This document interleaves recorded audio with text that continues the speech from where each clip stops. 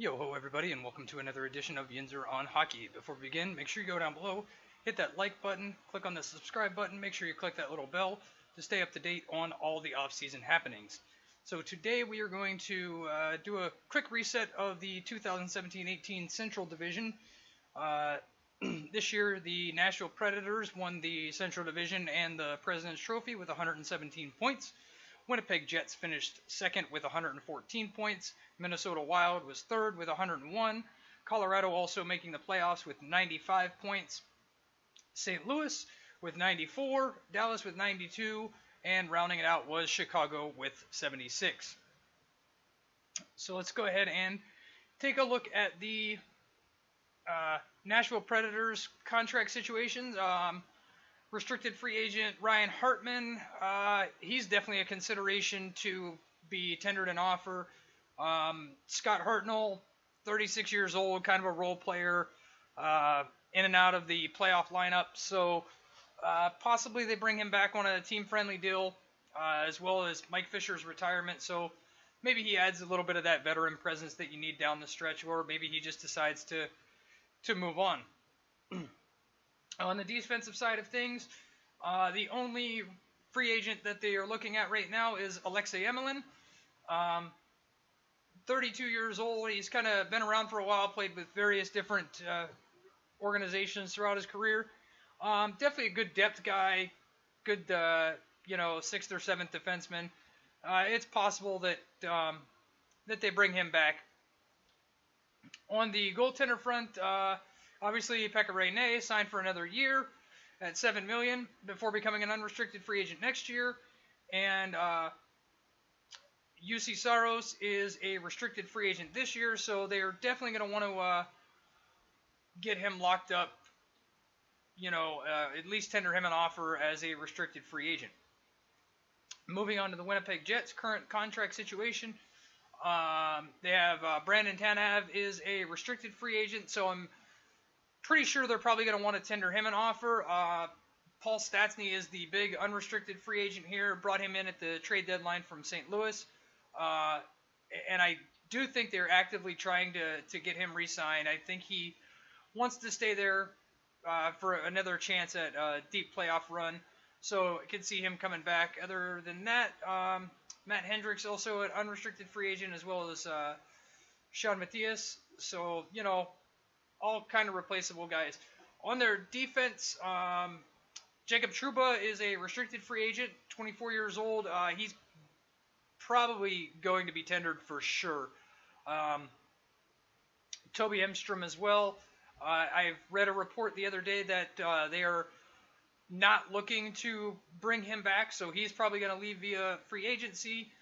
Josh Morrissey as well is an unrestricted free agent. He's probably going to take up most of Enstrom's minutes if they decide to tender him. In the goaltending front, one more year with Steve Mason at $4.1 million, and Connor Hellebuyck, Vezina candidate finalist, is a restricted free agent. They're definitely going to be working to get him locked up.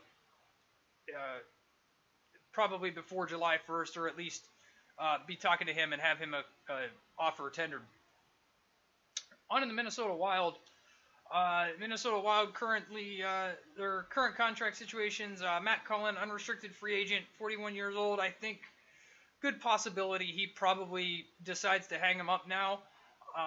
Jason Zucker, restricted free agent. They're definitely going to want to tender him an offer and keep him in the fold.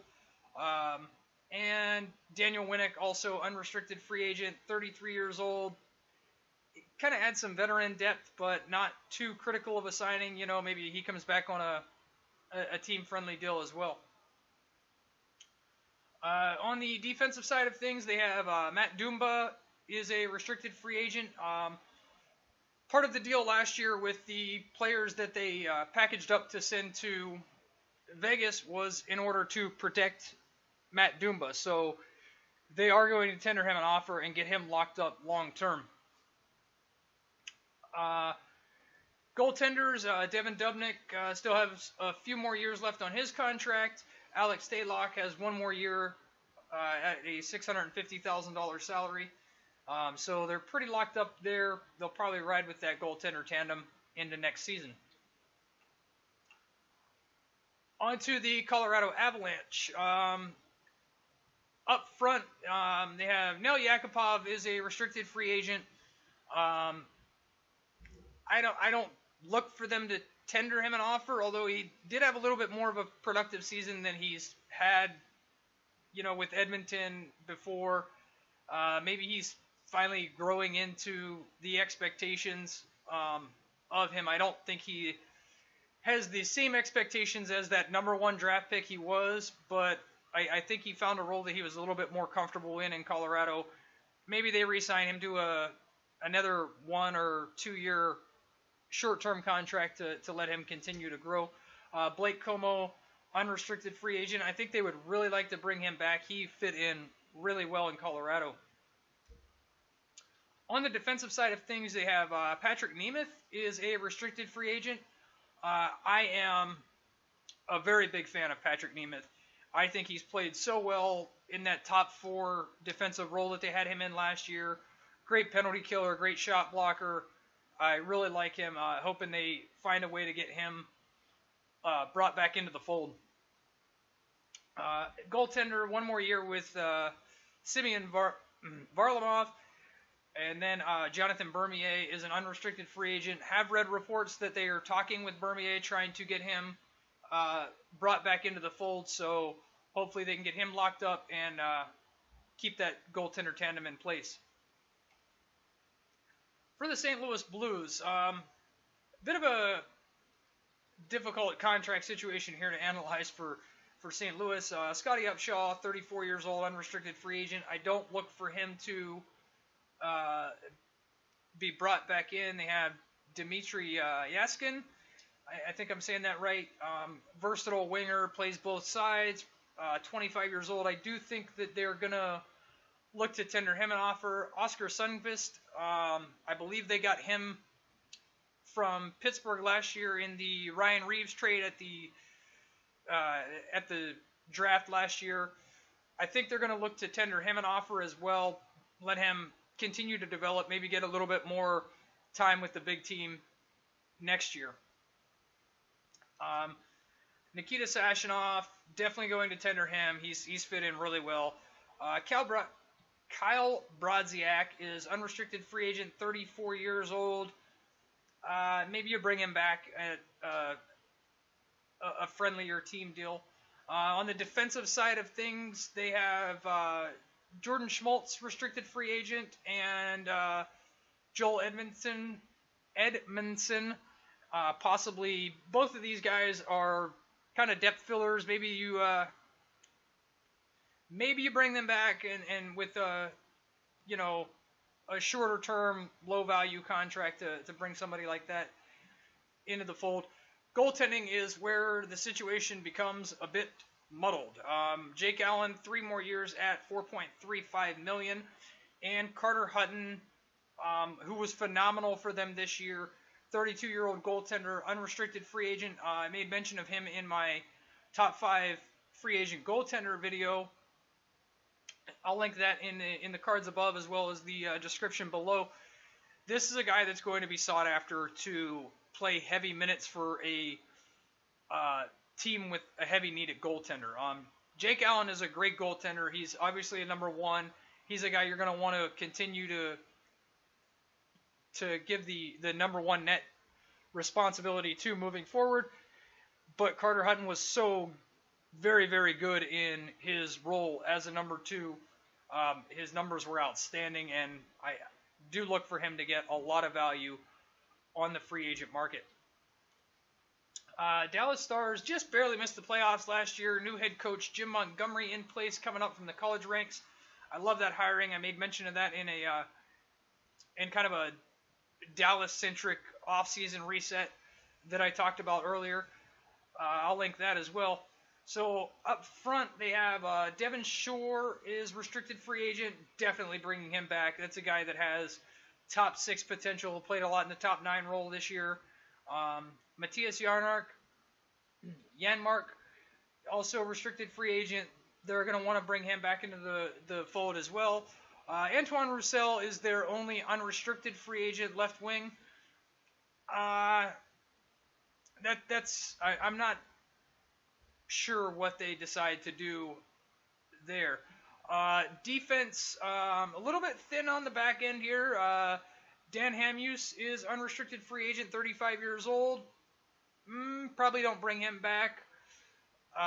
And Greg Pattern, as well, 27-year-old unrestricted free agent. Stephen Johns is a restricted free agent at 26 years old. He is definitely probably going to be tendered an offer as well. And then you have one more year with Mark Mathot at 4.9, as well as Issa Lindell and Julius Honka, both restricted free agents next year. I believe both of them have arbitration rights as well. So those are guys you're going to be looking to get signed up. Goaltender situation. I spoke before also in the goaltender video about Kerry Lettinen possibly being a guy that goes and fills in a number 2 role for a team possibly in need of a goaltender. Ben Bishop locked up for a long term here. They got 4 more years of him at about $5 million a year. So they may be in the goaltender market trying to find a depth goaltender for them as well.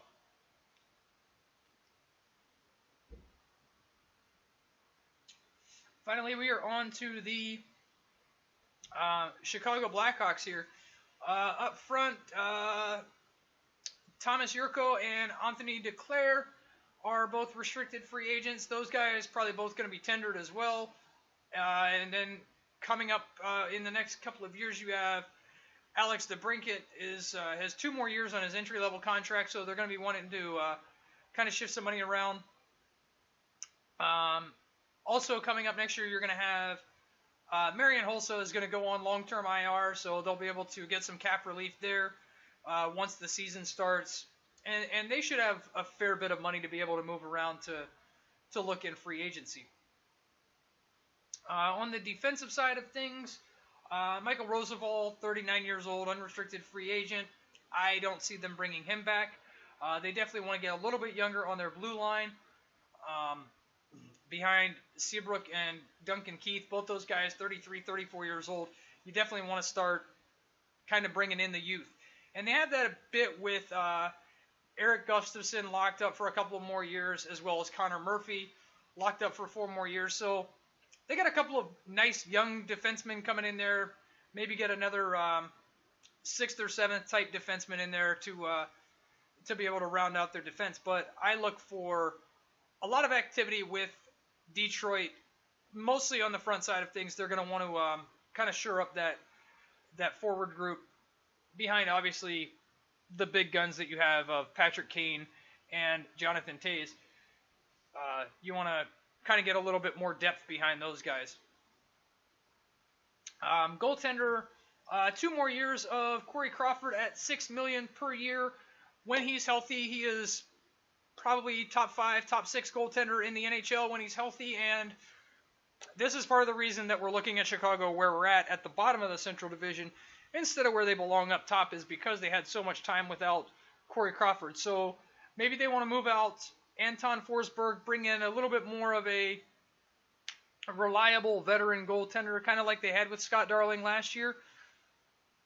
And not this past season, but last season before that with Scott Darling.